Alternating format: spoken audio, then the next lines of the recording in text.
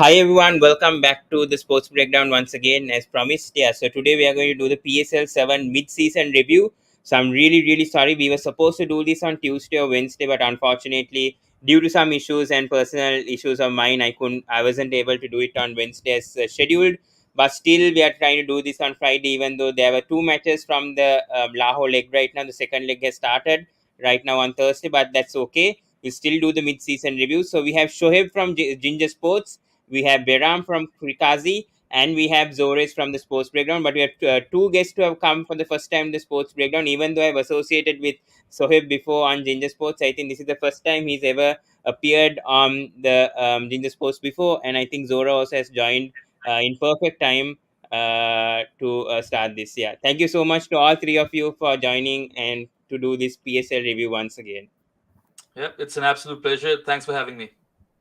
No worries, no worries. Yeah. Thanks. So Thanks, let's quickly Shadab. go. We'll just do a small brief introduction on all six PSL teams because we didn't do that much coverage on the PSL, even though I did a live watch along and that I couldn't summarize much on the PSL six teams beforehand. So we'll just quickly go ahead with the teams. Yeah. So Zora, first of all, coming to Multan Sultans, first of all, wait. Yeah, Multan Sultans. Yeah. So we know they are the PSL champions. Their coach is Andy Flower. Their captain was Rizwan. And yeah, the strengths and negatives. So, what are your thoughts so far on Multan Sultans before the PSL started? Do you think the squad was very strong? So, I mean, your initial thoughts on the Multan Sultan squad and their preparations ahead of the PSL 7 season. Yeah. First of all, Pawan, can you hear me? I Yeah, think it's a bit soft. Can you Um, hear me now? Because I'm yeah, having yeah. some. Now I can hear you. Yes, now I can hear you. Okay. Yes. Okay. Perfect. Yeah, I was having some audio issues before, Okay, so no problem. No problem. hopefully you guys can hear me. And if I cut off or Yeah, now something, I let can me hear know. you. Yeah, it's very Perfect. audible. Perfect. Anyways, thank you for having me. And yeah, Multan Sultans is a side that I've been backing right from day one. I think they have a very strong squad. Bowling is a little bit iffy. Otherwise, I feel like the batting and the top five, right from the auction, I knew that they were going to be one of the favorites, to win this year, solely because of the batting or in the top five. And exactly, I mean, today, barring today's game, I think they've been playing brilliantly throughout the PSL. So I'm actually very happy to see them. And it's not like they're relying on one player. To be honest, yes, Shan Masood is doing well. Rizwan does well as well. Then you have Riley Russo step up. Tim David has been brilliant. Kushdil Shah has been finishing things off well. Imran Tahir has been absolutely phenomenal. So it's like a complete team performance, and everyone is like chipping in when it's required. So overall, I'm extremely happy. And the way things are going, I think Multan will or should very easily win this year again. Yeah, Zor. Yeah, coming to Sohaib also, your thoughts on David Willie because I think he's a new addition to Multan Sultans this year. He's been really good in the power play, especially, and even in the death overs. That left arm, he's swinging the ball, getting the wickets, crucial wickets. So your thoughts on David Willie's contribution so far for Multan Sultans? In addition with Shahnawaz Dani, those two pace bowlers have been tremendous for Multan Sultans this season. yeah, David Billy was a really important, played a really important role in Sultan's, but unfortunately he actually was ill in the previous two games, including today's one. He had food poisoning, if I'm not wrong. I'm just not confirmed about that, but yeah, it was something like food poisoning. So that's why he wasn't playing these two games. But yeah, as you said, he has been important for Multan Sultan, especially in the Quetta game. He bowled the second last over and that was fantastic. He was on length. He used his variations very nicely, and as you said in the start, he was swinging the ball as well. So Multan actually missed them today as well. Maybe they could have got Fakhar early out if Willie was there, but definitely I'll agree with you. Multan has missed him in both matches because Multan won against Peshawar, so that actually didn't came up as a hot topic that did Multan miss David Willie, but now we will have to talk about it as well. With Rizwan playing slow as well, that also emerged as a topic today rather than coming yesterday. Yesterday also Rizwan was slow, but again that's the past part and parcel of the game. Hmm. Yeah, Behram, coming to you as well. talking about the top part of Multan Sultans, I know that Mohammad Rizwan has been having a good season, but we never expected a player like Shan Masood to actually exceed Mohammad Rizwan when it comes to runs and his strike rate and his performances also. So your thoughts on, I mean, the top part of Multan Sultan and especially Shan Masood coming back to for coming back into the likes of maybe coming back to the Pakistan team, maybe, I mean, with his performance. Anyways, we have Fakhar Zaman also to talk about, but still Shan Masood having a tremendous PSL campaign so far. But your thoughts on the top part of Multan Sultans? Well, for one, Multan have got a really strong core, and the Pakistani players make up that core, right? You've got Mohammad Rizwan, you've got Shan Masood. Now, you spoke about Shan and how not a lot of people expected that he could cut it in T20 cricket, and Shan has been consistently one of those players throughout his career who has upped his game on regular intervals. He has evolved as a batsman, and he's basically achieved all of his goals in that regard. You know, he's even back in the test team, and you've just always seen regular, consistent improvement when it comes to Shan Masood, and that takes a lot of hard work. And he Yes. definitely deserves all the credit for that. And I think he's rightfully in the top three batsmen in this PSL. I think he's just behind Mm. Fakhar Zaman. So yeah, Yeah. what I was talking about initially, Multan's core of Pakistani players is really strong. You've got Rizwan, who is of course the T20 International Cricketer of the Year. Then you've got Shan Yeah. Masood and Sohaib Masood, who was the MVP of the previous Mm. PSL 6 coming at number 3. Then in the foreign players, you've got Riley Rousseau, who's been participating in the PSL from the very first season. He was amazing for Quetta. He's amazing for Multan as well. And then now Tim David, I think he was the best acquisition at this draft because Multan were looking for a number 5, number 6 batsman. Tim David had Mm. proven his skills for Lahore last season, and they didn't care about the price tag. They wanted to get their man. And that platinum pick right now, Pawan, is paying dividends. So I think Mm. that was extremely smart. And then, of Yeah. course, David Willey, you know, the shape he gets from the new ball, that's really, really good and useful. And then also the pace off the ball in the death overs, that's been really, really helpful for Multan in the earlier games. He's also a fantastic fielder. So I think that's Mm. a great draft pick as well. And they've Yes. got the luxury. Now, of course, you will play Imran Tahir, right? He's the out and out spinner. Yeah. But they've got the Exactly. luxury that even though David Willey right now is not available for selection because he might have food poisoning, they've got that luxury of having Blessing Muzarabani.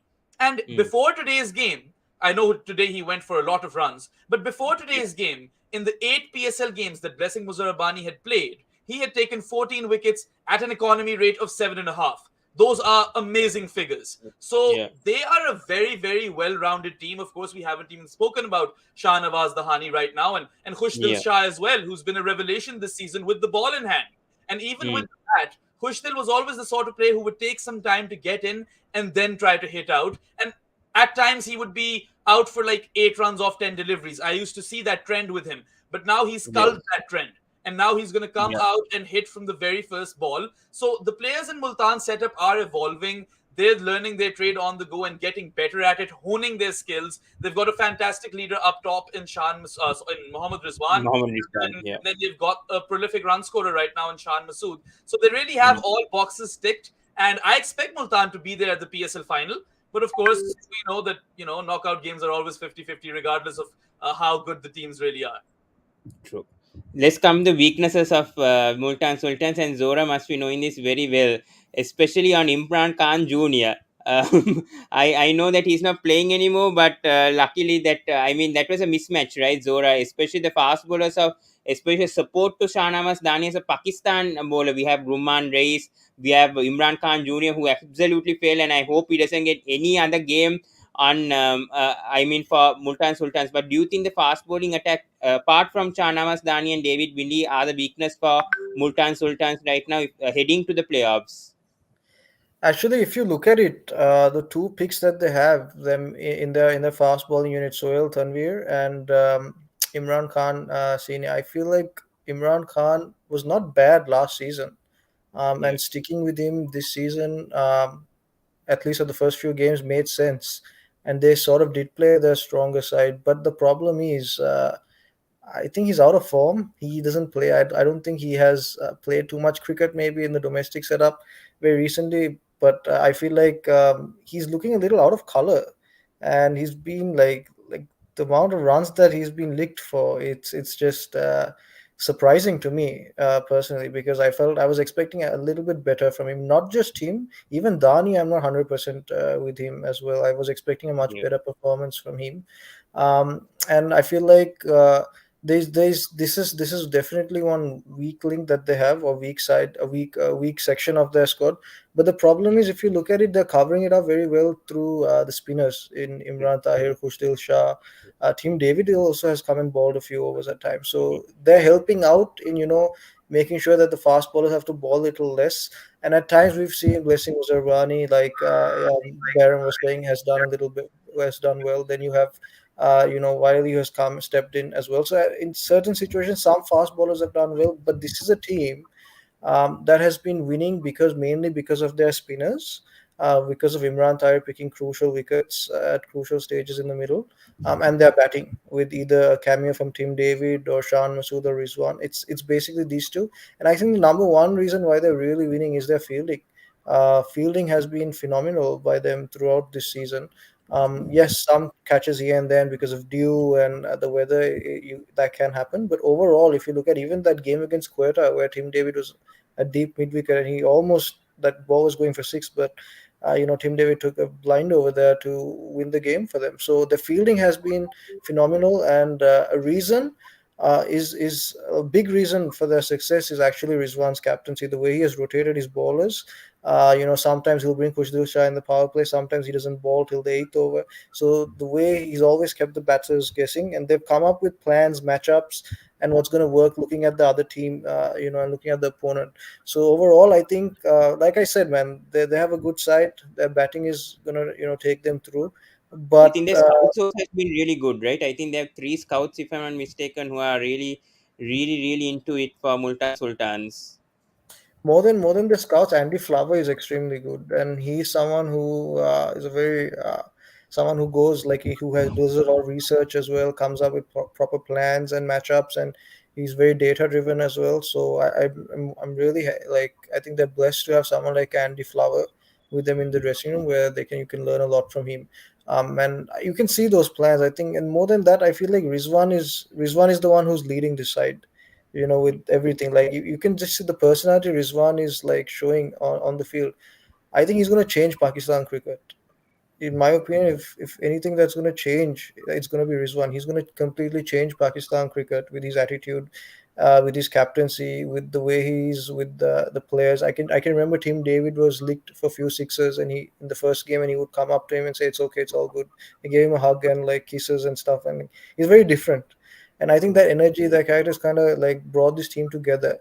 And they know, okay, if their plan A doesn't work, they have a plan B. Plan B doesn't work, they have a plan C. So they've got plans in places. Thanks, they've got a good coaching staff, and they've got some experience as well. And I feel like I said, their strengths are they're so strong with their batting, and they're such a good leader that they're like sort of overcoming whatever weaknesses that they have in the bowling lineup.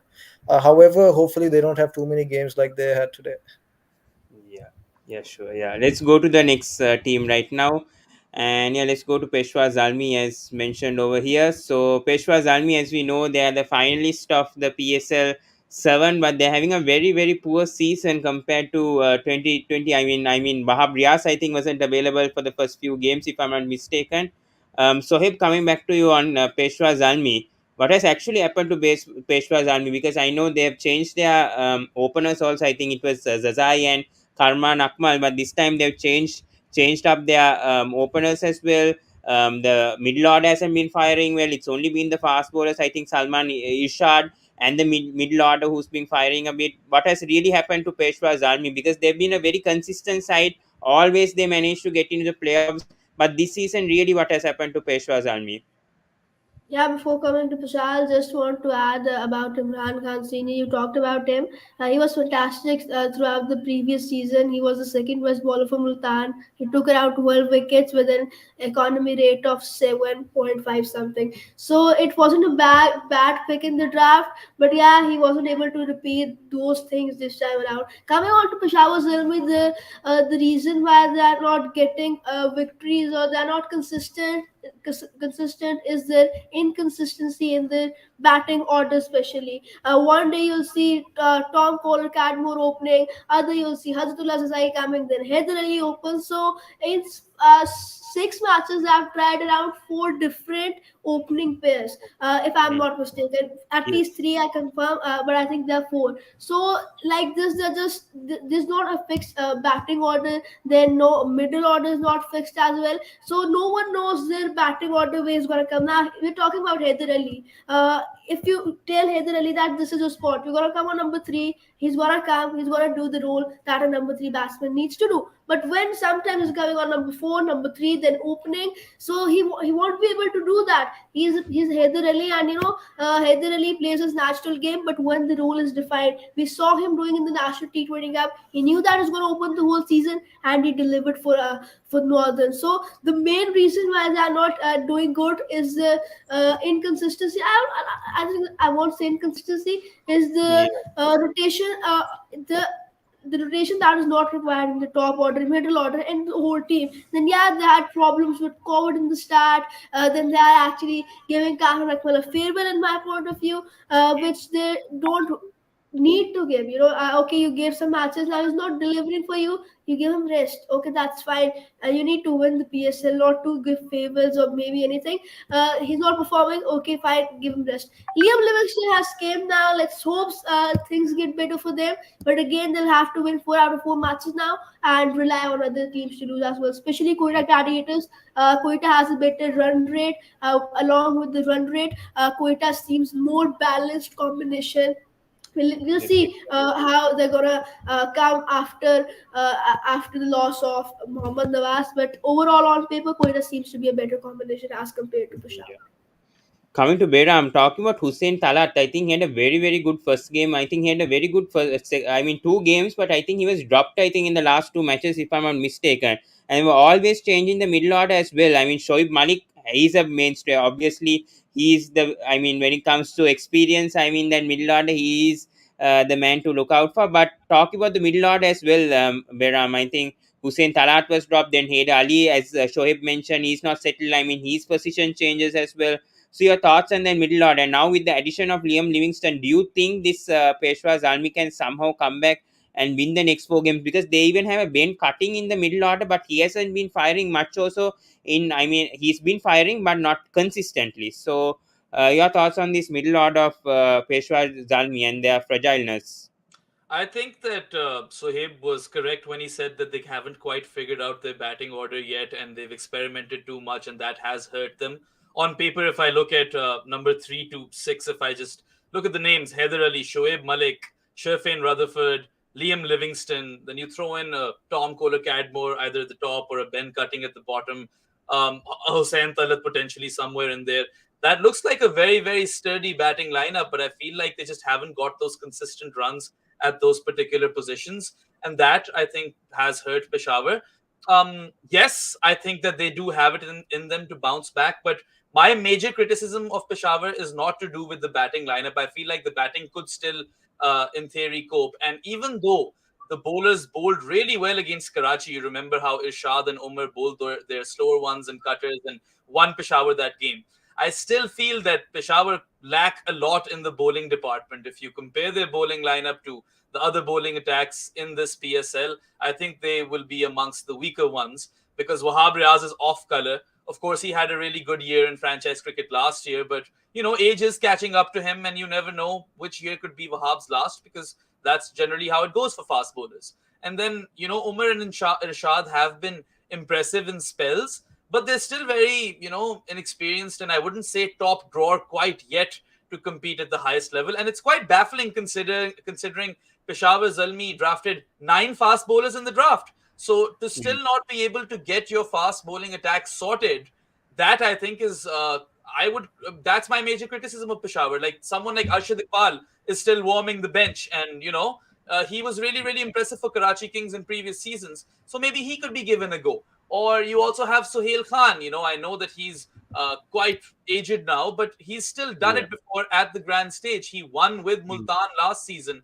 And Multan, like I know you were a bit critical about Imran Khan Senior, but Multan's experienced bowling attack won them a PSL. You had Sohail Tanveer, Sohail Khan, Imran Khan Senior, these guys were aiding Shahnawaz Dhani. And yes, Imran Khan Senior might have gone for runs and is deservedly out of the team right now, but in the national T20 in Pakistan's domestic circuit, he was the highest wicket taker. So these guys did earn their spot. I just feel like Peshawar missed a trick with respect to drafting their fast bowlers, or they might have the resources and are just not being able to use them. Because I feel like they can come up with a better attack than what they have. And if you look at the previous game versus Multan, the first one they played in Lahore, I was quite astonished not to see Usman Qadir in that playing 11 because the ball was taking a fair amount of grip. And you need to play your gun leg spinner who does have a killer googly in that game. And had Usman Qadir played, maybe the score wouldn't have been 180. Maybe it would have been somewhere around 160. And then that would have been more like a score that Shoaib Malik could have even, cruised through. So, yes, Peshawar have the team to do it. They have the personnel, but they need to sort out their order and bowling attack. And there's basically lots to ponder on. I think they have the talent, but they need to go back to the drawing board ASAP because, as Sohaib said, if they lose any more games, things are going to start to look really, really bleak for Peshawar Zalmi going into the playoffs. Yeah. And Yeah, coming to you want to add something? So yeah, sure. You I can just add something. wanted to add that Behram said in the start that they have a starred top order or middle order, the batting order. Shoaib Malik, Haider Ali, Liam Livingston, Ben cutting towards the end. Every person who did the preview shows for PSL were rating this team around second, or many of those were rating at first. But they have actually done opposite of that. I don't have words to express what they have done with the predictions. Yeah, I mean, I was one of those people, and I have no Yeah, shame in saying that I rated them highly, and I thought that yeah. the last piece in the jigsaw puzzle was a proper leg spinner because Peshawar Zalmi are always very fast bowling heavy, and I thought Usman Qadir Mhm. might be that key that will unlock success for them, but it's not gone that way, and that's, I suppose, the beauty of T20 cricket. Yeah.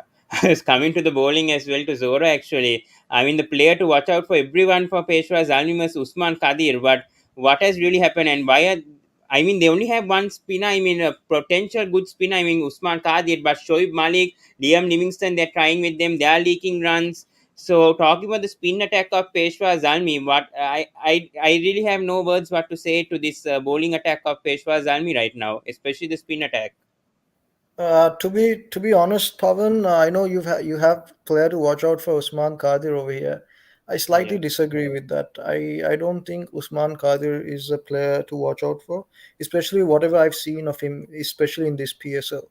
Um, and I'll tell you why. But to start off with, I think just if you look at the last PSL, Peshawar Zalmi got to the finals without playing a single spinner in UAE conditions. So that doesn't Yeah. mean that if you don't have a good spinner, that doesn't guarantee you won't be able to make it to the playoffs. You can still make it to the finals of a team as long as you have you either have a batting lineup that can chase anything down, or you have a certain fast bowlers who can come in and do the trick for you. The problem over here with Peshawar Zalmi, in my opinion, is Wahab Riaz. Actually, he's the Mm. biggest issue for me, not Usman Qadir or anyone else. He's your most experienced bowler. He's your captain. He's your 150 plus bowler, and he's going for pretty much 10 to 11 runs every game. Okay, so Yeah. that is a big concern for me, especially towards the death, because I don't know, he doesn't bowl with a new ball, and he keeps himself for a little later and the death. And that's pretty crucial in T20 cricket. So I feel like Wahab Riaz, the failure of Wahab Riaz is actually what's exposing this team because everyone else is pretty new or they're not that I mean, experienced. even Hussein Talat was dropped, I think, after like 3 or 4 games. Even though he had like 2 or 3 inconsistent games, they still managed to drop Hussein I, Talat I, and I drop. honestly, I am okay with the playing 11 that they've selected every game. That's not the issue here. I just feel like they're not executing it properly. And when it comes to Usman Qadir, let me just like maybe I can explain a little technically what I've seen. Most of his balls are pitching short. It's very short, like around at least around 45 to 40% of his balls are short balls, and that is one big issue for a leg spinner. And as a Mm. captain, if you don't have trust in your leg spinner, and you feel like he's going to leak runs, and if your data analyst is going to come and tell you, dude, your leg spinner is bowling around 45% short balls, as a captain, you're going to be a little worried that that's a big risk. Okay, already the Yeah. fast bowlers are going for runs, and if my leg spinner is going to bowl short balls, that's a big free swing over mid wicket for you. So that's one big issue I saw with Usman Khaza. He's not able to get his length right. He's bowling very short. He needs to pitch it up a little bit, and he has a good googly. but he needs to use it properly. If he doesn't use the stock ball enough and then bluff it with the googly, then he's not going to pick up too many wickets. Even though he's a very good bowler, I'm not saying he's not good, but he hasn't been able to, live up to his potential. Even though I feel like Peshawar Zalmi should keep him. You do need a leg spinner in your squad, but the way he's like, his form also is very important. You have to look at his form as well, and then you have to see, like, maybe you have another plan. Maybe you can have a bowler, instead of bowling leg spin, you can come in and ball cutters. Maybe you have a bend cutting option with you, can come in and ball cutters. So it really depends on the team composition, the plan, and what kind of team they're looking at. I would play Usman Qadir in 11, but I really like whatever I've seen of Usman Qadir so far. I'm not very very happy. Or I can't say, okay, he's my Imran Tahir. There's a huge difference Yeah, between what yeah, Imran Tahir is doing for I Multan agree. and I what agree. Usman Qadir is doing for Peshawar Zalmi. I agree. Yeah. Do you think that they can make it to the playoffs? So do you feel like I think they will be in the top four. That's for sure. I think they will be in the top four. Even though Quetta has just struck form through Roy, but I feel like Karachi and Quetta will still be at the bottom. But I feel like Peshawar somehow always managed to get through the playoffs. yeah. So let's go to the next team, Islamabad United, and that's my team that I support as well. And we know about Islamabad United. They reached the semi-finals last year, and very, very heavy overseas top three who have been delivering. I didn't expect this, but I mean, I didn't expect Paul Sterling to be firing. I knew Alex Hales and I mean, even Colin Munro will fire, but Paul Sterling. I mean, I didn't expect this from Paul Sterling to fire this well. For Islamabad United this season, and all three, I mean, the top three of Islamabad United, so have been phenomenal. Your thoughts on the overseas batsmen so far from Islamabad United, the top three: Munro, Sterling, and Hales. Yeah, we were discussing about these three players at the start of the PSL, that how destructive these three can be. Even if you get these three out in the power play, Munro, Paul Sterling, and Alex Sales, you'll be left with 60 runs, 60 to 70 runs in 6 overs, 3 wickets down. 180 is the target. Even 180 is the maximum target. You have Shadab, you have batting till number 11, Multan Lanka as a first class century. So this is what sums up Islamabad United's team combination, their batting ability and their bowling with Hassan Ali has been out of form this season, but Yeah, yeah, no one can actually question his potential and the talent he has. Then you see in the middle order, they give chance to Rahman Gurbaz, but yeah, that was fine dropping him out. Probably he may not get a chance in the future as well in the league as the league progresses. But yeah, the top order, top three, especially has been fantastic. Now Paul Sterling has left them; he won't be available for the rest of the games. So we'll see yeah, how they manage up now. Maybe Rahman Gubas comes back, or the replacement. We'll see whether he's going to play up. But yeah, I'll totally agree with you. And the loss to Lahore Qalanders was quite surprising for me because they were online, but then Lahore is just Lahore, so best.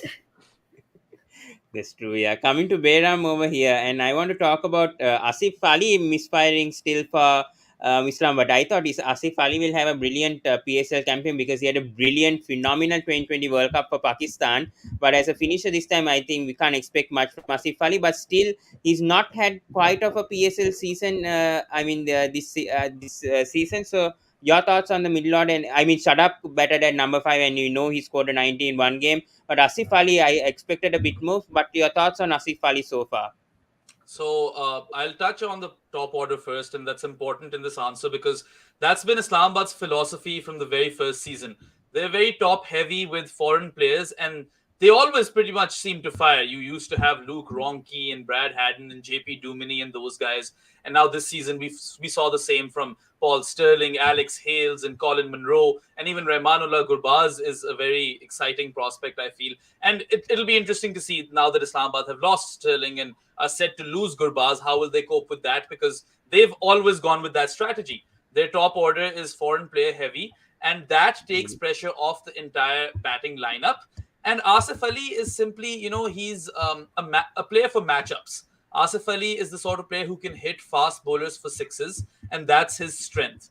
And Yeah. yes, that game comes to mind where Zaman Khan defended that 12-run over versus Lahore Qalandars in that, Islamabad United in that game, which Lahore Qalandars won. So yes, some days it comes off, some days it doesn't. I used to be a massive critic of Asif Ali back in the day, but now he proved me wrong in the T20 World Cup. So I'm going to hold my tongue, and I'm, basically just going to say that, you never know when he comes off, but he's that sort of player. It's either hit or miss. That's just the nature of Mm. his game. Shadab Khan, though, he has really Yeah, come to the fore, and he's going to come to that point. I think this is Yeah. the most purple patch in Shadab Khan's career, given that he's the highest wicket taker in this PSL with Yeah. 14 wickets. And, his googly is shaping up very nicely. He's bowled smartly. And then also with the bat, he's been absolutely belligerent. Not only has he gotten runs, he's gotten them at a very, very high strike rate. He's obliterated bowling attacks. And, even in the games that Islamabad have lost, he's been there. He almost took them past the finish line in that game versus Multan, in which Islamabad had to chase like 220 odd. And Shadab Mm. took them really close. He took the game deep. 91 of 45 odd deliveries. I think that's a phenomenal effort. And he's the Mm. captain too. And I like to Yeah. call Shadab Khan a four-dimensional player. You know how there was this whole furor about three-dimensional players. I'd call him a four-dimensional player because, gun fielder, belligerent hitter right now. We Mm. all know he's a world-class leg spinner, and then Yeah. also a really, really good captain. And I think the way he leads this side, that deserves a lot of credit. And Islamabad's success, they have to owe it a lot to Shadab's leadership. And I Yeah. actually think that Islamabad are a better team than they have performed thus far. 3 wins out of 5, I think, is a bit underwhelming for Islamabad and the quality that they have. And I think they would be disappointed with that too, especially that Lahore defeat. But it makes things Yeah. interesting now that they're going to lose some players. And let's see what sort of an impact that has on Islamabad United. I do think they will make the playoffs. I am quite confident. But with the Lahore Qalanders hitting peak form as well, you never know who's going to finish in that top two alongside Multan. I'm quite confident Multan will be there, but will it be Islamabad or Lahore that will join them over there? That's the big question, I think, and that's the goal probably for Islamabad, to make sure that they do get that or secure that number 2 position. True. And coming to Zora, I think we were going to talk about Shadab, but nicely explained by Behram. I would say Shadab Khan has had a brilliant, brilliant season so far in the PSL. As you said, four-dimensional captain. I mean, had a phenomenal. I mean, so far has had a phenomenal season with the bat and with the ball. Batting at number 5, scoring a 90, then being the highest wicket taker so far. But we'll touch about that as well, and the weaknesses of Islamabad United. Where do you see the weaknesses? Is it the bowling, or do you think it's the middle order? And where are the the places that Islamabad United could maybe fix, maybe if they, the remaining matches remaining, because they are going to lose Sterling, they are going to lose Gurbaz. So will that affect Islamabad United right now? When you look at Islamabad United's lineup, and then when you ask me where the weakness is, I have no answer for you, to be honest, because there are some players they've got all their bases covered. And like, I completely agree with Behram when he says that it's like they're a much better team and they haven't performed like that yet, because I thought they were right up there with Multan, at least towards the start of the tournament. Shadab Khan is brilliant, man. Like, this guy is like next level, and I think he's going to replace Mohammad Hafiz. He's like, I think he can take on that role at number 4, where you need a spinning all rounder or a batting all rounder over there, or a bowling all rounder. I don't know what Shadab is right now, what kind of all rounder, but like, this guy is just amazing, and I think he's like, if it's up to me, I would make him the vice captain of the team right away and make Rizwan the captain, and like, take Babar Azam out of, like, relieve him of this duty right away, because whatever I've seen from Shadab, his field placements, his bowling changes, just exceptional. But again, a captain is only as good as his team, so it's hard to really judge over here in especially in league cricket. But when you ask me Yeah. the weaknesses, it's like, to be honest, I feel like maybe the fast bowling options could be a Yeah. little bit better. Okay, they got decent spinners. I feel like they're okay in that department, and I feel like more like the lower middle order. The thing is, they might not be hitting right now. They might not be in form, but the thing is, the names that they've got, like Asif Ali, Fahim Ashraf, Azam Khan also. Azam Khan. These are Azam Khan. We'll talk Wasim about. Jr. Wasim, they all can hit the ball very hard. And the thing is, I've always backed Asif Ali ever since I've seen him play in the PSL. A lot of people, when he was announced for the World Cup, this and that, everyone was like criticized. I think I was the only one who said this is like the perfect squad ever, and I thought Khushdil Shah should have been there as well. But solely because with power hitters, dude, you have to understand that they're either hit or miss. You keep them in the side solely for ability. You ask one question: can this player give me 40 or 15 balls, or 40 or 20 balls? You need a player of that ability. And when you look at that in Pakistan domestic setup of Pakistan local players, very few, a handful of players who have that ability or that strike rate who can come down at number 7 and give you that. And that's exactly the only name that comes to my mind is Asif Ali. And that's why you Yes. have to play him, you have to back him because he's the only one who has shown you. And something like a Shahid Afridi, he's been very inconsistent, but he's also won you games. So you have to Mm. always take that risk with Asif Ali. So I'm okay with him over there and him not being that consistent because I know what he can bring. And hopefully he clicks at the right time, just like how he did in the T20 World Cup. But overall, I think they have a decent squad, and I agree with Behram. I don't have much to add, but Azam Khan, very impressive the way he played against Quetta, took Shahid Afridi for the 4 sixes that he hit. But again, I would like him to do the same against fast bowlers as well. He's very good against spinners, but you know how data driven cricket is now. So if another team like Australia figures out that okay, this guy's weak against pace, they'll have a barrage of Pat Cummins, Josh Hazelwood, and Stark on you, and then Azam's going to struggle. So Azam Khan still needs to kind of settle down, but I think Mm. he's done enough to become a backup wicketkeeper for Sarfraz Ahmed. I just Yeah, like to but do add you, some stuff over there on Zora's comments. I think he made a very good point about power hitters being a low price wicket.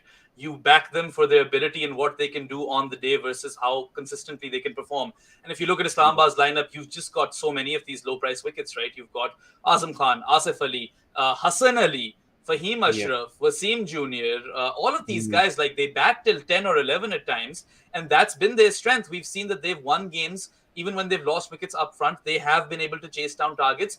You talked about weaknesses, and I'd like to take a stab at it. I feel like their only weakness could be that, when you have so many of these non specialist players who can do a bit of Mm. both, then sometimes, we've seen Islamabad go for plenty in those big games over the past few seasons. Their bowling has lost the plot at times.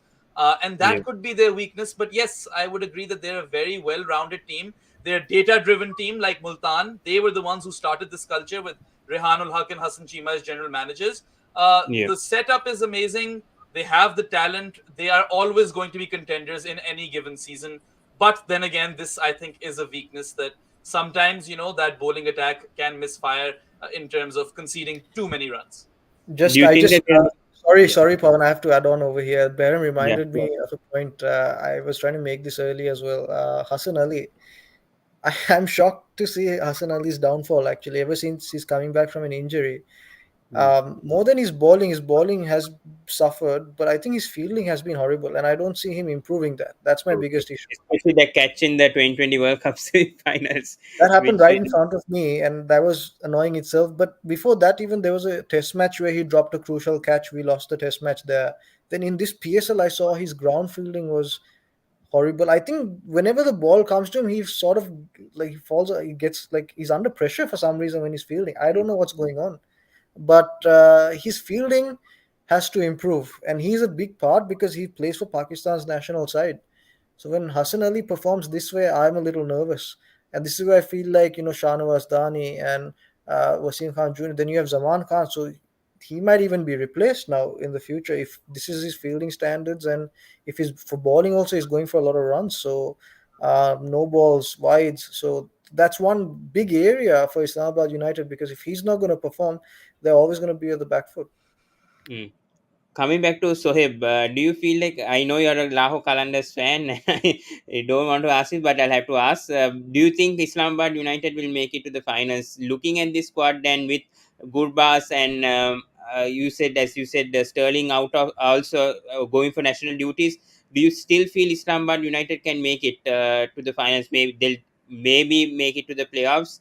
It's most probable, but do you think they'll make it to the finals with this squad? Do you feel like they can do it?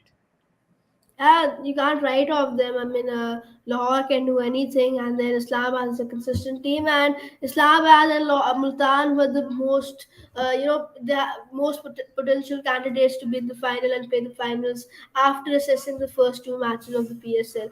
So yeah, I probably think that they're gonna be one of the finalists. I'm not gonna say Multan is gonna get out of the tournament as per now, and same goes with Lahore. But for me, what I think so, getting the analyst point of view aside, just my my gut feeling over here is that maybe Islamabad is going to be one of the teams who's going to make it to the finals, despite Rahmanullah Gubas and Paul Sterling going. I think Islamabad is gonna become even more dangerous now because they have found the right combination, they have clicked on the right time, and Multan, I'm afraid to say, have lost their winning streak on the wrong time. Yeah, true. Let's go to the next team. And this is not the team I want to go through, but let's go. There's so much to discuss on Karachi Kings.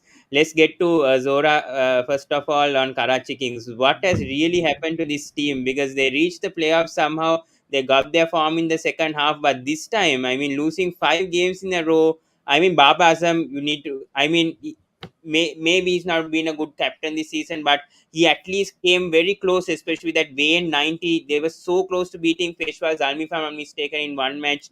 But really, what has gone wrong with the Karachi Kings? I mean, the fast bowling, I mean, Ilyas, Amir out of the tournament, then talking about their batting, it hasn't clicked whatsoever. I mean, Baba Azam only supporting and the top. What has really gone wrong? I mean, Joke, I mean, the middle order of Karachi Kings has really not supported the top order. I mean, the openers. Yeah, I actually did a video very early on after the second game because I kind of knew what kind of tournament they're going to have. And it was a little shocking because the first leg was in Karachi, and Babar captaining Karachi in Karachi for the first time, and the team was doing pretty bad. And I actually made a video. I don't know if you guys got a chance. I've got I all my watched frustration out. I got all my frustration out on that video. But I mean, if you have Wasim Akram as your head, and this is the type of squad that you pick, then I don't know what to say. Everything ends over there because I think they messed up in the auction. They went for players who are not suited for these conditions. Yes, they had some setbacks with injuries and all, but relying on Mohammad Amir was like very childish in my opinion. I think he's done and dusted now. Ilyas is not there yet. You don't have a leg spinner in your team. A lot of issues, lot of issues. Then Babar overseas even. Azam's I mean captain. that. I mean overseas when it comes Joe Clark, I think, and they have some low profile overseas players compared to That's the other okay. five. I think, to be honest, the thing is, Cockburn and Joe Clark, all of them have performed in their settings. But the thing is, when you bring them into these conditions, they are new. You need good local players always to mix and match, and specialists. But the thing is, when Mohammad Nabi is going to come and play at number 3 and number 4, then you already know there's some big issue because he's never done that in his entire life. Okay, Yeah, so and Saib Zada Farhan in one game was coming at number 7. He's an opener. He's probably one of the best openers in Pakistan's domestic setup. true. And it's just so much pressure on Babar and Sharjeel because they know when they get out, then it's like a pack of cards, literally. It Mhm. won't take too long for them to get to number 7, 8. So Yeah, they're playing a little slow. They're a little. Babar Azam has to. He's playing too many dot balls, which is putting a lot of pressure on Sharjeel Khan as well. Sharjeel yeah, Khan is extremely weak against spin. Like I see Sharjeel Khan, I'm gonna bring an off spinner right away because it's like there's so many weaknesses in this lineup, and you basically know you get through Babar Azam, and you're done. You know you're gonna win. And the ball, the biggest issue more than the batting. Okay, you have seven yeah. batters, one of them might click and win you the game, no problem. But the Fast bowling, bowlers. Mm. who's gonna restrict runs, who's gonna take wickets? That's the biggest issue. They don't have bowling, Yeah. and it's just it's just very unfortunate that Karachi is playing this way, and like hopefully they learn from their mistakes, and like this doesn't Do happen you next think that season. Imad Wasim could have at least been captain for another season? Looking at what I mean, all looking sorts at of pressure that Baba Azam is going through right now. the thing is, it's I don't like it when your national team's captain doesn't have the opportunity to captain a local franchise or in his local league. So it doesn't make sense for Babar Azam to not captain in PSL. So he has to captain. I agree by giving him the like captaincy for Karachi Kings. It doesn't like he should have done this last season itself. But the thing Yeah. is, if I look at the captains, if I go into details, then I feel like no, Imad Wasim was a much better option than what he's doing. But again, like I said before as well, the captain is only good as his team, and his team is not really good to start with, and he doesn't have the trust in his players. Okay, he can get this job done. I can give him the death overs. I can get this guy. So he's still trying to figure things out. He still doesn't know his team well. The batting order as well is like he's still not there, and he's under pressure. Hard to judge Babar Azam as a captain over here because he had a Mm. brilliant T20 World Cup. But Yeah. overall, like I still feel whatever I've seen from the PSL, I think Babar Azam is much better when he's not captaining the side. we have better options. Very true. Very true. Yeah. Coming to Behram, I mean, I think Zora touched all the points, but coming to their fast bowling and the spin bowling, I mean, only Imad Wasim, I think he's not also been that much consistent than last season. I mean, this is really, really concerning. They don't have a leg spinner. They've got it all wrong in the auctions. So, especially talking about the spin bowling and the fast bowling, what really has gone wrong with Karachi? Because, I mean, they don't have Amir and Ilyas anymore. I mean, the spin bowling, they only have Imad Wasim as experienced spinner right now. So, what's really I mean, gone actually, wrong? I have a question, and maybe Behram can answer this as well. Mm. Is Yeah. Imad Wasim a spinner? Well, you guys touched on a lot of points there, and I'll try to do justice to my talking segment over here. Imad Wasim has been on the downward spiral. I'd say that's a fair statement, especially with Nawaz doing so well. You see that you have those options, and Imad and Nawaz basically have the same unique selling point. They're left arm spinners who can slow left armers who can bat, and Imad has bowled 3 good overs in this PSL, and in the last over he goes for 2 sixes and ruins his figures. I've felt that. But yes, I wouldn't say that he's the best at what he does anymore. And we've probably seen the best of Imad Wasim, and this isn't it. I would agree with Zora, where he said that their drafting has been really poor on multiple fronts. First, you look at the fact that they basically have no middle order.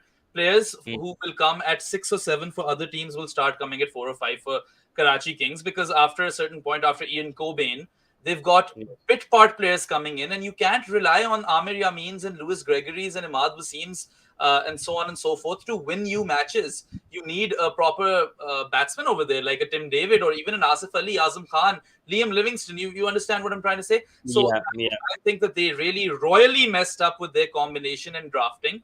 Now, I don't know how they carried out their drafting, because they also missed out on an out-and-out express fast bowler. Mohammad Amir is not that. And I agree that they've been hard done by with injuries.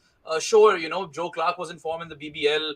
Ilyas and Amir would have brought some more bite to this attack. But I don't think their drafting with respect to the fast bowling was good at all. They lost Arshad Iqbal, who had been good for them. And then if you look at the last few seasons, they've let go of some really good players, haven't they? Alex Hales, Liam Livingston, Mohammad Rizwan. Karachi Kings have not backed the right horses. They've basically put all of their money in the openers basket, I would say that. And again, if Sharjeel and Babar Azam don't fire, then I don't think they have any other formula of winning. I won't be too critical of Babar Azam's captaincy over here. Again, I think he doesn't have the resources over here. He did have the resources when he was captaining Pakistan in the World Cup, and we saw that he can be a good captain. Over here, he simply does not have the resources. And no disrespect to Umaid Asif, I love the way he plays his cricket and the spirit in which he plays cricket. But if you're bowling attack, if Umaid Asif is spearheading your fast bowling attack, that tells you a story, doesn't it? And I think that is another area of weakness. There's just weaknesses all around. Like we've talked about the lack of a good batting order. We've talked the lack of a proper leg spinner. I mean, now Faisal Akram will come in, and he's a Chinaman, but he's also under 19. Yeah. You can't expect too much from him. And then the lack of a proper out-and-out pacer. Chris Jordan, too, I think is fairly overrated. I don't rate him that much. Yeah. And then you saw them like sending Mohammad Nabi at 1 down, Sahib Zada Farhan, who opens the innings in domestic cricket, come down at 6 or 7. There have been some really questionable decisions from Karachi Kings. And again, like people are talking about Babar Azam's lack of intent. I think that's unfair. You can criticize him for lack of power hitting ability, because he tried against Irshad. He just missed every single delivery. He tried to manufacture sixes and he failed. So criticize him for that, but don't criticize him for intent, because he wasn't trying to stop the ball. I think Babar Azam, we can't expect him to become a Jason Roy. That's unfair on him as well. And he does have his formula for success. Only he's not getting enough support in this team. And when Sharjeel doesn't fire, it puts too much pressure on him as well.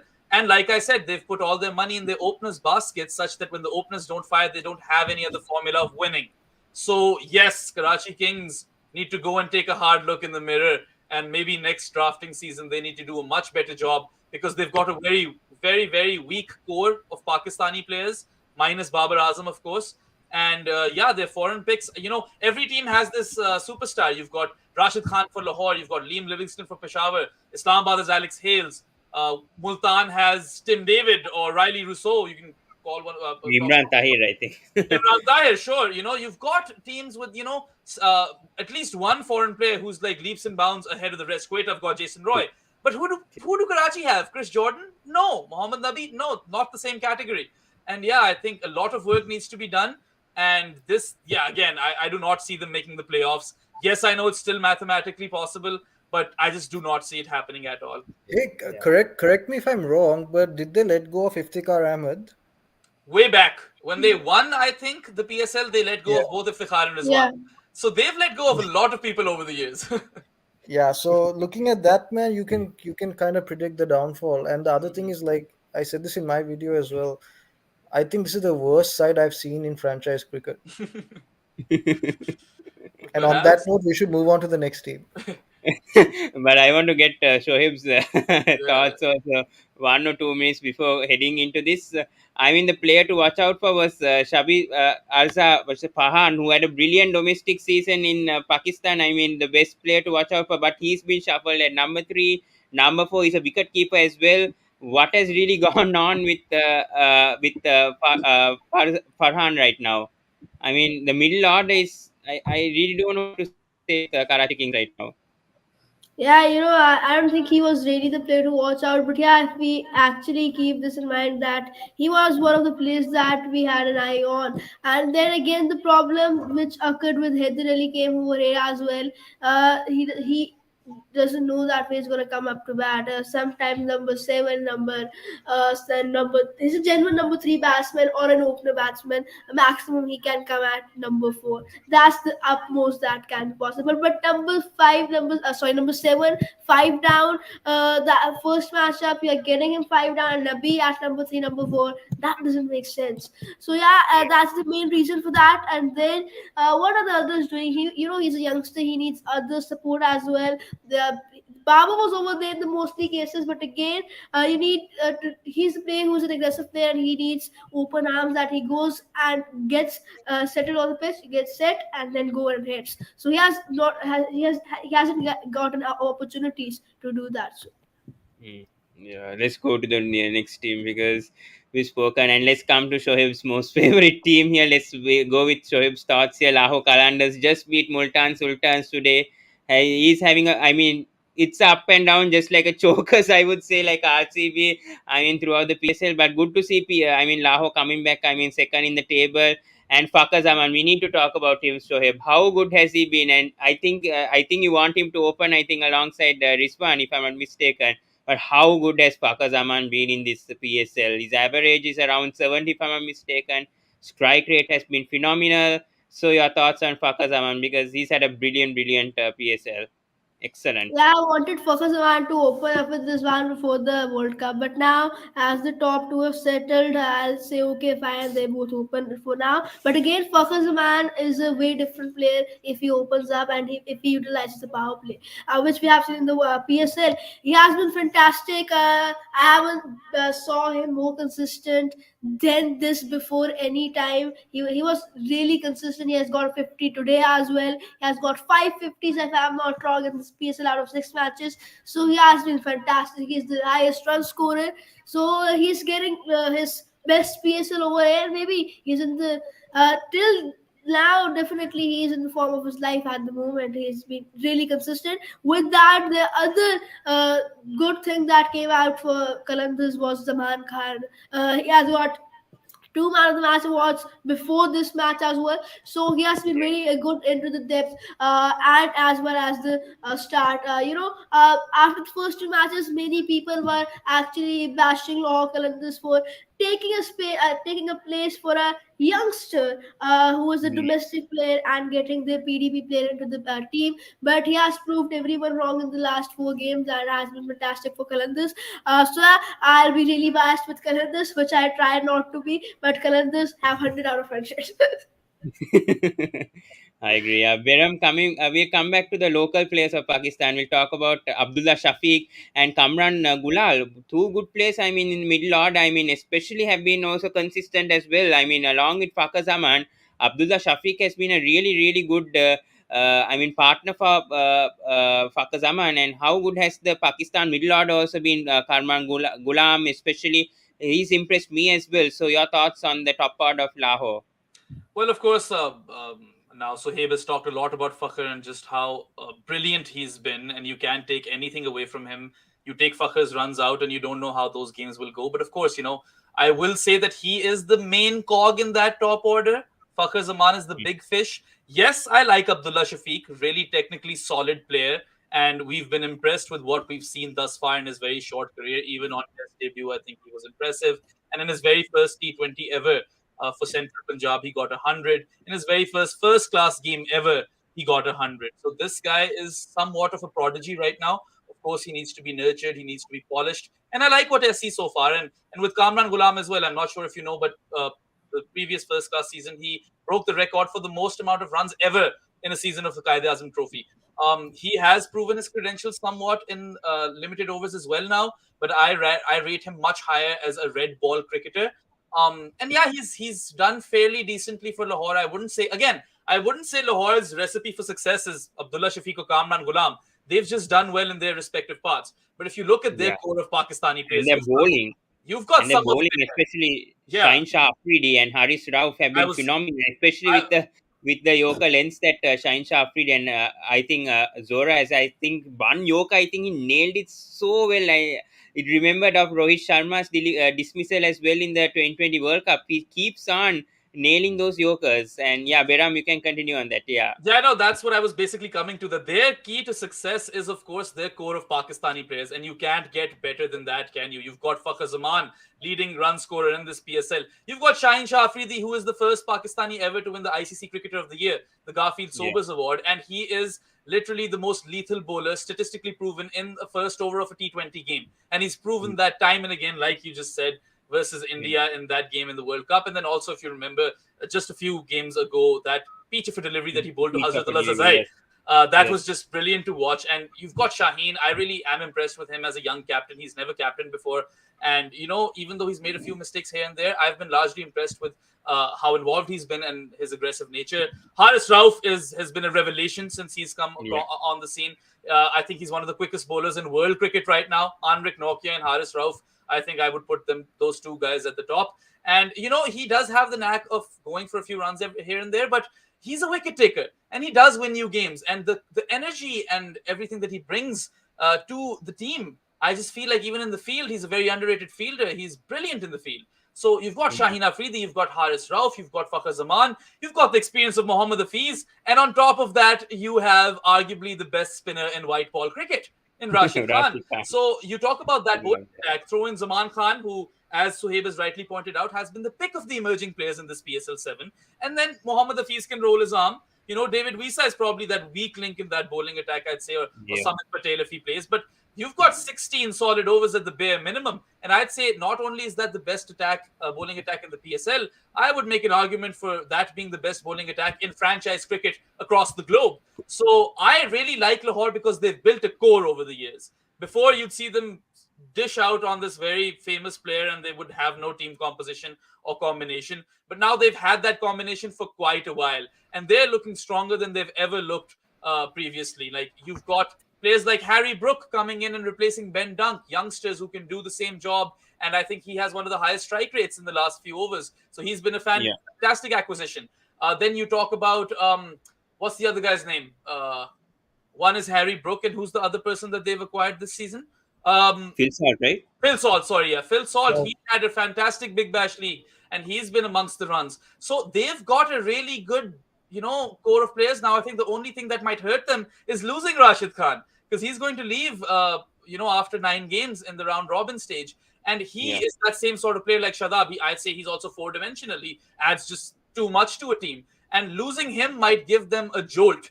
I see Lahore making it to the playoffs, but Lahore being Lahore, you just never know. They might, stab themselves in the foot and pull off a classic Lahore and miss out. They were great last season too, and they somehow missed out on the playoffs. So I really like what I see. I think this is not just a team which wins on their day now. This is a team that has a winning formula and is consistently good. But again, with Lahore, I'm not going to make any bold predictions. I will, though, say that Like RCB. They're just like RCB of the IPL, yes. Yeah, they And should coming make to the Zora, playoffs, though. They should make the playoffs. Yeah. but coming to Zora as well now, I think Shoaib left because it's too late, and I understand that. But yeah, coming back to Lahore once again, Rashid Khan is the star of Lahore Qalanders, but this time it's been more prominent. I mean, Shaheen Shah Afridi and Haris Rauf have taken that prominence from Rashid Khan, and Rashid Khan has been quite economical in some games, has been quite little in some games, not being consistent much. But obviously now he's leaving for national duties. So who do you think can replace Rashid Khan right now? We have a, I think Zaman Khan is there, right? If I'm not mistaken, yeah. So what are your thoughts on that? And some weaknesses you see in Lahore Qalanders that may make them not qualify for the playoffs. So, you mentioned about Shaheen Shah Afridi and Harish Rauf. Yeah, they're pretty good at what they do, but I feel like still in this PSL, they haven't done their best. I still would expect them to do a little bit better. I mean, Lahore scored 200 twice and still failed to defend it. That's a big issue for me. If you have someone like Rashid Khan, Shaheen Shah Afridi, and Harish Rauf, and you can't defend 200, then there's definitely some issues. So I still would expect them to do a little bit better, as, at least in the depth. In terms of the weakness, yeah, Rashid Khan will be a big blow. I'm not sure who could perhaps replace them. Probably a local talent. They might look They've at it. announced the replacement in Fawad Ahmed, but I don't think he'll play, right? Because that'll weaken their batting. So they'll probably go with Samit. Samit Patel. That's what I was saying. I think they might go with Samit Patel over here, and it's just going to be a little out. Like the entire bowling, department revolves around Rashid Khan's 4 overs, and when you don't have that, it's going to be very interesting to see what's going to happen. I feel like it's going to Lahore is going to reach Karachi's level once Rashid Khan leaves. That's how But why can't they crucial. try with Said Faruddin? I think he played for Melbourne Stars, if I'm not mistaken, for Big Bash. I know he's a bit inexperienced, but could they have got him out of that supplementary category, I would say? Maybe, and let's see, because I haven't seen too many of these other players play, so it's very hard for me to judge who would be a better replacement for Rashid Khan. But let's see who they bring in, and they'll probably bring in a like for like, a pretty much a spinning all rounder somewhere like that. That would make more sense, just to make sure everything's good. But to be honest, if they can bring whoever they want, but if Harish Rauf and Shaheen Shah Afridi are not going to bowl well, especially at the depth, it's going to be pointless. I feel like the other thing is no one's really talking about this is Shaheen Shah Afridi's captaincy.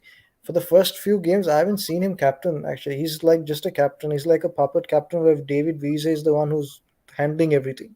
I don't like to Hmm. see that, to be honest. I want Shaheen Shah Afridi to make all the mistakes he wants to, but I want him to make the decision. Today's game was the only game I saw him like take charge and make his own decisions, his own field placements and all of that. So that was good. I want to see more of that. But the first Hmm. half, the first leg in Karachi, I didn't see too much of Shaheen, the captain, Hmm. which was a little concerning for me. And one you could say a weak point as well. I feel like him getting the burden of captaincy kind of affected his performance as well. I feel like it was too early to make him captain. It was not Yes. needed. Hmm. Um, but overall, I think they have a decent lineup, and don't forget they have Do you see Hafiz as them well. making the playoffs? Do you see them making the playoffs still? Definitely, definitely they will be in the top four for sure. Okay, so we'll go to Quetta because it's getting late and I think we've hit the 1 hour. So we'll quickly discuss on Quetta Gladiators because I think I expected them to be last, but then Jason Roy changed my mind over here and with the overseas that they've got this far and Iftikhar Ahmad as well impressing me. So and Nasim Shah, very young fast bowler who's been impressing me as well. So Behram, coming back to you with Quetta Gladiators and that innings from Jason Roy coming back from that West Indies 2020 series just phenomenal. I hope he gets an IPL contract. Otherwise, I'm going to switch off the TV tomorrow and not going to watch the rest of the IPL auctions because that guy deserves IPL. IPL. He needs to be picked by IPL team because he was phenomenal in that innings. This week for Quetta. Surely, I mean, you got to hand it to Jason Roy. I mean, he's world class. The way he came down and took Shaheen apart, literally, and he negated the swing and literally hit him for six above his head. And then when he bowled short, he cut him away up over backward point for six and stuff like that. So he set a standard. He took the level of the PSL from here to here. And yeah, I don't have enough words to praise that innings. And he's the sort of player who can single-handedly win you games, and that's exactly what he did that day. So yes, Yeah. I think Quetta are a lot more stronger now, having Jason Roy in their ranks. I think they also maybe were a bit lazy in their drafting in the sense that I believe they drafted too many players who are top order batsmen, foreign players. Now you've got Will Smith, Ben Duckett, James Vince, and Jason Roy. You can't play all of them. And I feel like they could have been a bit smarter with their drafting, because I look at a team which has brilliant individuals. Iftikhar Ahmed, by the way, was a man possessed in Pakistan domestic cricket last season, and he can Mm. really hit a long ball as well. So I think he was a great trade. Then you've got Ehsan Ali, who's been in form. Sarfaraz Shore has not been in top form, and a lot of people have questioned his captaincy and everything. Yeah, I'd like to yeah, remind the world, though, that Sarfaraz, even when he was successful, was animated. He was never Captain Cool. So if he got success this way, this is also he's getting his failures this way as well. I'm not defending him. I don't think he's been that good in captaincy. In one of the games, yeah, Shahid Afridi bowled the last over. I think that was poor captaincy. But he's also a player who's won Pakistan laurels, and I don't think he should be berated the way he is being berated. Sure, you can criticize mm, someone without vilifying them. yeah. And what else do they have? They've got some exciting. I mean, Quetta's experience. I mean, when it comes to Umar Akmal, Sohail Tanvir Mhm. being picked by Quetta Gladiators. I mean, from Multan Sultans. I think in the auctions. Talking about those experience, I mean, Umar Akmal, Sohail Tanvir. Still, we have Shahid Afridi. I Mhm. think he was traded also. So, your thoughts on those experienced players as well so Yeah, far for that for Quetta? me, as unfortunately, Pavan, that for me might be a weakness, because these are washed up players now. So Sohail Tanveer has had his best cricket years way behind him now. I mean, he adds experience, but he doesn't add much more than that. He's not the same bowler. He's a liability in the field, and he can't even bat the same way as he used to. Shahid Afridi, I'll always be a fan, but with the bat, Shahid Afridi's as good as a tail ender, I suppose now. And watch him hit sixes as I say this now. And then of course, with the ball, he's not the same bowler by any stretch of the imagination. I think that they have good individuals in that team. Of course, we spoke about Naseem Shah. He was brilliant in the CPL, won the CPL with St. Kitts and Nevis Patriots. And then you Yeah, have Ehsan Ali's in form. You've got these fantastic foreign players like Jason Roy and James Vince and the lot. I would even say James Faulkner is not a terrible acquisition, but maybe he was more useful on UAE pitches. On these pitches, I don't see him being as useful. I think if Quetta can get their combination right, which is going to be a challenge for them because they've struggled there, if they can manage to get that combination right, they have a yes, good enough team to make it to the playoffs. Because I'm not too impressed with what I've seen from Peshawar right now. A big blow to them is losing both Mohammad Hasnain earlier due to the action, and then also now Mohammad Nawaz. Mohammad Nawaz is a mm, massive blow because he was an out and out superstar in that team with both bat and ball. He even finished a few games for them, and with the ball, he's always reliable. Not only can he choke the opposition, he can also take crucial wickets, and then he has yeah, his six hitting ability as well. He gave a lot of value to the team, and losing him is going to be a massive blow. Hassan Khan is good. You could say even almost like for like, but just not the same because Nawaz is quality. So yes, Quetta have holes in their squad, and they have brilliant individuals who can win them games single-handedly. I see them sneaking past Peshawar at this point. If you ask me at this particular point, I see them sneaking past Peshawar to the playoffs, but I don't see them going much further than that because, again, yeah. the combination they are struggling with, and they will have to rectify that combination if they are to do well in this PSL. Yeah, coming to Zora and before wrapping things up, also after that, yeah. So talking about, I mean, I think Noor Rahman and Naveen, if I'm not mistaken, they'll also be not available. I think for Quetta after, I mean, because they have national duty. But coming back to Hassan Ali, I mean, as opener, because I mean, Jason Roy, I mean, unfortunate. I mean, they pick so much English players and they've come back from the West Indies too, and they're performing well. So they missed the English quartet. I think, if I'm not mistaken, for the first few matches, but they've been firing as well. But talking about the bowling, Nasim Shah has been really, really impressive, especially this young kid. I don't know, he needs to play regularly for Pakistan, especially in the future. I was really impressed with him, especially with his bowling in the power play. So, your thoughts on the bowling front of Quetta Gladiators? Yeah, I think Naseem Shah is very talented, is very good, and he was handled rather poorly, in my opinion. Yeah. If you remember, his debut was in Australia in the Hmm. Test match setup. Mhm.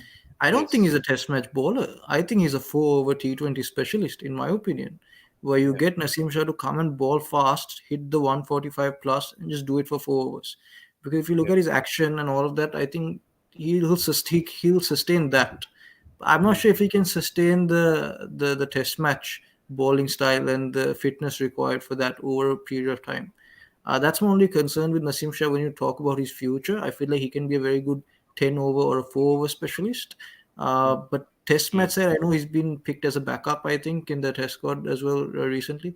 I'm not too sure if he can sustain that. I've seen his pace in the Test match side. It's 130, 135, literally 135. But when you look at him ball the 4 overs that he does in T20 cricket, it's 145. So he's looking like a different bowler, and he's looking fitter, stronger, and he's hitting the hard lengths, which is very good. So I'm very impressed with Naseem Shah. Yes. And I think now somewhat Quetta has found somewhat, like with Jason Roy, they've got some sort of balance. With Hassan Ali has been brilliant. Just his fitness, he looks a little bit unfit. But other than that, Jason Roy, Hassan Ali, James Vince is a very good prospect. Actually, I saw him in the 100, and he's I think really even Hemaya will be back, right? I think very soon.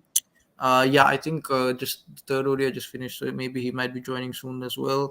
I Yeah. don't know if he'll be able to Oh, secure a but I spot, think he was not in the squad because of the fitness issues. So I'm and not I don't sure think with that. I think Yeah. they've got their foreign players. And James Mm. Vince is someone I feel like England should even keep in their Test match setup as an opener. Looking at what the openers did in the Ashes, he's very very good. I really like James Vince, and I think they've got a core.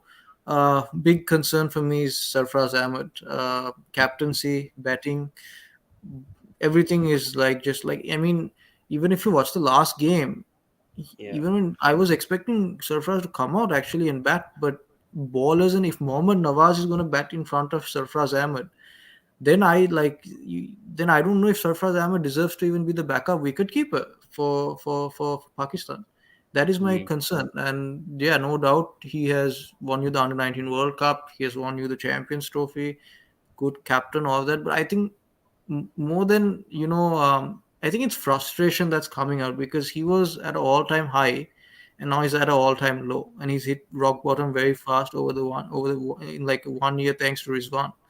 And I feel Yeah. like you have to also and I feel like this is why sports psychologists are very important. You need to kind of sit down and talk to him, and help him figure out the mental side of things as well, because you have to understand, because Rizwan is not making him look any good with the way he's captaining. He's very calm, he's laughing, he's just having a blast, he's having fun with his teammates, and he's going and hugging people and kissing people. And on the other hand, Sarfraz is doing the exact Just opposite, too animated. right? Yeah. And I'm not saying that's wrong of him to do. That's his style, which is fine. But I'm just saying it's not helping, because it's hard for the guys to respect him anymore, because he's not performing from the front. He's not the Hmm. national side's captain anymore. He's nowhere in even in contention to make a comeback right now. Do you understand Yeah. what I'm saying? And with Yeah. Royal Naseem coming up soon, and all the other Hasibullah Khan in the Under 19 World Cup has had a Mm. brilliant Under 19 World Cup. You've got So Mohammad Haris as well. So Ahmad wicket Haris as well. keepers. So we've got some good backups now, Qasim and young Akram. backups. Yeah. Sarfraz is over 30. So I it's unfortunate, but I just hope that he can get things going for him. At least if not performance-wise, at least captaincy-wise, something that he was known for. Because, like Behram mentioned, some of his decisions were just extremely shocking, and like very skeptical as well, especially with Afridi bowling the last over, Mm. and all sorts of issues on the field. So overall, I think Quetta Gladiators somewhat got, like, I think they've clicked at the right time maybe, but I'm still Mm. not 100% sure, and I still don't think they'll make it to the playoffs. I still think Peshawar Zalmi will sort of, they might just go ahead over Yeah. I take that agree. field. Yeah. Your thoughts on the trade also, and I mean the two trades. I mean Iftikhar. I think Shahid Afridi we've spoken a lot, but Iftikhar Rahman, and especially their picks over Sohail Tanvir, Umar Akmal, those prime. I mean they passed their prime. I don't know why Quetta went and bought this experience. I mean past their prime players back into Quetta, which could be affecting the team right now. Uh, to be honest, Sohail Tanvir's, if you remember the first IPL that he played, he won the man of the tournament in that Yeah. IPL. Yes. That's For how old Rajasthan. Sohail Yes. Tanvir is. That's how experienced he is. And he did very well for Multan Sultans. Just won a championship again with them last season. I think it was not a bad pick in that way. If you have a player who's fit, who can play, not bad.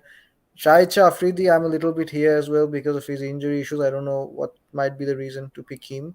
Could Mm. have gone with another, in touch leg spinner. It's very hard for cricketers who don't play year round to come and play the PSL directly. You have to understand that as well. They don't have too much bowling. They don't have too much match practice, so it's a little hard for them to adjust that way as well. But Iftikhar Ahmed is a very good catch, like Behram mentioned, like king of domestic cricket in my opinion, and credit goes to Misbah-ul-Haq for backing these players, man. Iftikhar Ahmed, Fahim Ashraf's, Mohammad Rizwan's, Hassan Ali's, Misbah-ul-Haq has kind of introduced them to the Pakistan's national side. Unfortunately, we haven't seen them like Iftikhar perform that way for the national team, but he's got all the ability again. And I think if we're talking about Mohammad Hafiz's replacement, and I don't know how long Iftikhar plans to play, but maybe in the short run, if Iftikhar remains available, I think he can perhaps take on that role or be as a backup. He should be in Pakistan's T20 squad, in my opinion, as well. He's done enough and he's proved enough with his performance as well. So overall, they have a good side, Yeah. but still, I feel like if the openers get out early, if that innings from Roy is not going to play like that every day, okay, he Yeah. also has his weaknesses. Agree. You take Roy out, and then I have my doubts whether they can even get to 170, 175, 180. But Mm. other than that, I think they've hit at the right time, and maybe they might actually clinch that fourth spot. But I'm going to stick with my Peshawar Zalmi. But one more question before we add things. Do you think Hasnain is a big blow? I mean, his action, I think, Zora, you did a video on this and we'll get Behram's thoughts also. But Hasnain's bowling action been reported, and I think he can't. I think he has to remodel his action once again. But is that a big blow to Pakistan right now and to the PSL right now with Hasnain? I mean, especially going with Sydney Tanda made a huge impact, but unfortunately his bowling action has been reported, and unfortunately he has remodeled his action. Will that be a big blow for Mohammad Hasnain right now? I know Zora you did a video on this, but Yeah, yeah. we did a technical analysis with Coach Aruna. Yeah. But what I was saying was, if you before this PSL, I would be worried. But after this PSL, the way Naseem Shah is bowling, I think okay, we can bring him in that role for Hasnan, like for like replacement. Biggest worry is Hassan Ali, because if Hassan Ali is not going to perform well, then we have to look for alternatives. Then you have Dani, Wasim Junior is right up there. Okay, Naseem Shah is there. So we have good, decent Zaman Khan. We have decent backup now. But this Not could this too be a worried. downfall for Hasnain? I'm Could not this too be a worried for big? Pakistan's national side in terms of bowling options. I think they have enough. But for Hasnan personally, I think it's definitely a downside. There are small technical issues like we discussed that he needs to sort out in terms of his front foot is not braced. Okay, and then when you're bowling 150 kilometers per hour without your front foot being braced, then obviously you're chucking. So there's definitely something going on there which he has to fix. Hopefully they remodel his action. But my experience, whatever I've seen with people coming back from a remodel action, they haven't been excellent or they haven't been consistent. And to start with, the way Hasnan is, he's very in and out of Pakistan side, so he doesn't get too many chances regularly as well. So with a new action, not too many chances in the international side, he has to play a lot of domestic setup, and then it really depends on how he performs there. All of that, it's looking very tough. It's looking hard, but I think he can do it. It's more of a mental thing than a physical thing. Just minor changes. If he can make that, he should be back. But in the meantime, in the 7 6 7 months, never know who's gonna take their opportunity and who might, like someone like a Wasim Junior might impress, Dani might impress, Naseem Shah might impress. So it's gonna be always very hard for a Pakistani fast bowler to make a comeback, especially when you have someone like Shaheen Shafri and Harish Rauf who are your two set bowlers in your T20 side. So I'm excited to see where things go, but I am a little worried for Nan, to be honest. Yeah. And if it Behram, your thoughts and on? Pavan, sorry to add this on, if this was Yeah. England or if this was Australia, if this was New Zealand, I wouldn't worry too much about Hasnan coming back into international cricket. But since we're dealing with Pakistan Cricket Board and the way they manage players, I am a little bit, doubtful about Hasnan and the way he's going to be revived and introduced back to international cricket. Yeah, Behram, your thoughts also before wrapping things up on Mohammad Hasnain and his unfortunate incident on, I mean, his action, and how your thoughts on Hasnain's action, reported action, and whether he'll actually get a chance. Back to the Pakistan team right now. So I'll mostly concur with what Zora said, in the sense that this is not a massive loss for Pakistan per se, because Pakistan has a lot of options. Quetta Yeah. Gladiators, yes, it is a huge blow for them. And Hasnain personally, when you're bowling 150 plus clicks, and then you're asked to remodel your action, that's got to have some sort of impact on you. It can't be that easy. I'm not saying that he can't do it. Of course, he might very well be capable of coming back strong, but it's not going to be easy by any stretch of the imagination. And the slightest change in his action could maybe take a few clicks off him or something of the sort. Yeah. I wish him the best. I hope and pray that he comes out stronger from this, because it'll Mm. obviously take a blow to his mental health and everything. And all of a sudden, the roof just falls over your head or something like that. Like, it's not a comfortable feeling at all. And I hope he can remodel it and maintain his pace and still be in contention for national duty. But yeah, things are going. It's going to be a rough road right now, and Yeah. that's going to be a testament to his character, how he responds to Yeah. this situation, because adversity can sometimes shape the best of human beings. And I hope and pray Do that you that is think the Quetta case for will us, go man. to the playoffs? Do you think Quetta will I go to I the will playoffs? I will take a punt and say yes. I think they'll sneak through to the playoffs. They won't make it much further than that, but I think they can Oh sneak yeah, through to you the said that playoffs. earlier. Sorry, I'm also Yeah. forgetting because it's late night for me Hmm. also over here. No But worries. talking about the table, we'll quickly go through the table. So I think Multan are obviously first with 12 points. Is going to be second. I think the contest between Lahore and Islamabad with 8-6. I mean 8 points, 6 points. I think there's a playoff system, right, for PSL. Yeah, I think they Yeah, have. Yeah, so the top yeah. two will play a qualifier. The bottom, or three and four, sorry, will play Will play a I eliminator. think eliminator. Yeah, Eliminator. It's the eliminator same and as the then a IPL. qualifier to Yeah, it's the IPL. Yeah, same as the same as IPL. IPL. Yeah. So yeah, So I think that's yeah, it. Multan Sultans, I think it's safe to say that they will make it in the top two. It's going to be between Lahore and Yeah, I think Islamabad they've for a already qualified for the playoffs, right? That's what yes, the confirmation yesterday. Yeah, yes. it's going to be between Lahore and Islamabad. All the best for Lahore and Islamabad. I don't know. Lahore are the chokers, so let's see what happens. Let's I see. think, but I think Lahore will qualify and Islamabad will qualify. But the fourth place, It's a tough one to call. It's it's quite going to be tough. a tough one. Yeah, I feel like Peshawar can, but I mean Quetta have got Jason Roy back and the English yeah, quarterback, so I feel Quetta might have a chance also. It's going to be tough, yeah. Me tough too. call to make it through. I'm Yeah. inching towards Quetta as opposed to Zalmi. Yeah. Anyways, we'll wrap things up. It's late my side. I mean, it's 1:50. I need to go to bed before the IPL auctions tomorrow. But thank you so much, Absolutely. Behram, for taking your time. I know you might be having meetings, so I don't know. But thank you so much. And even to Zoraiz and Sohaib, unfortunately, both have to leave because for Sohaib it's too late for him in the night, and Zoraiz also he had a meeting to join. So, anyways, we'll wrap things up.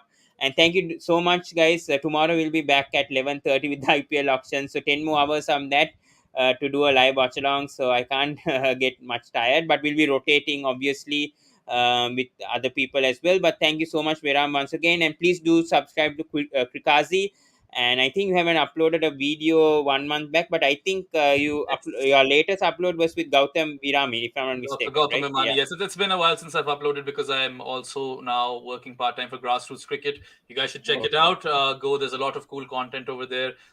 Some of our, like, we've been interviewing people like Colin Munro and stuff like that. So you guys should go check out grassroots cricket if you want to know more about domestic cricket in Pakistan. Other than that, of course, thank you, Pawan, for having me. It's been an absolute pleasure, No and worries. good luck to you and Hoping your to have you journey. soon also. Hoping to have you soon back in I mean collaborate in the future as well, Mhm. hopefully. Yeah. Yep, we'll see. If you're free, yeah. So thank you guys and see you in the next video, guys. We'll wrap things up and please do subscribe to Sports Playground. Please like, comment and share the video and see I you will. guys in the next video. Have a good day. Bye.